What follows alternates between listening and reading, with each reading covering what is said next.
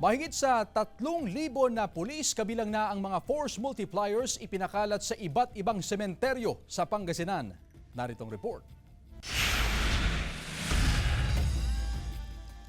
Mahigit 1,000 pulis mula sa Pangasinan PPO at National Support Unit ang ipinakalat sa iba't ibang sementeryo sa probinsya para sa undas. Katuwang ng PNP sa pagpapatupad ng maayos na paggunita ng undas ang mahigit 2,000 force multipliers mula sa iba't ibang advocacy group. Pakakaasa po ang taong bayan.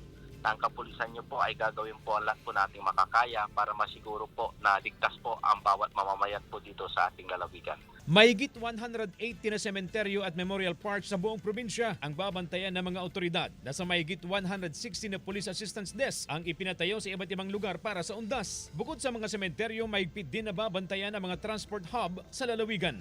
Para sa Ligtas Undas 2024, paalala ng PNP, syempre unang-una, bago ka alis ng bahay, planuhin mo na kung anong oras ka bibisita sa sementeryo. At pag alis mo naman ng bahay, tiyakin po natin na sarado lahat ang bintana at nakalak ang pinto. Siguraduhin din na walang maiiwang nakasinding kandila sa loob ng bahay at walang nakasaksak na appliances. Si Alex, aminado na walang naiiwan sa kanilang bahay kung pupunta na sila sa sementeryo. Kaya nag-iingat din upang hindi masalisihan ng mga magnanakaw. Iligpit po lahat ng mahalagang bagay na nasa labas ng bahay. Kung nandito ka naman sa loob ng sementeryo, kailangan mayroon kang dalang panangga sa init ng araw at ulan.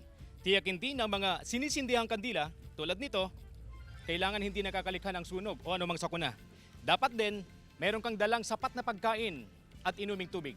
Mula sa Labrador, bumisita si Marilu sa puntod ng kanyang yumaong lolo sa Kalasyaw kaninang umaga. Pinaghandaan din niya ang pagpunta sa sementeryo upang makaiwas sa sakit. Actually po kanina bago po kami pumunta dito, nag-take po ako ng vitamins para po malakas po yung resistensya ko.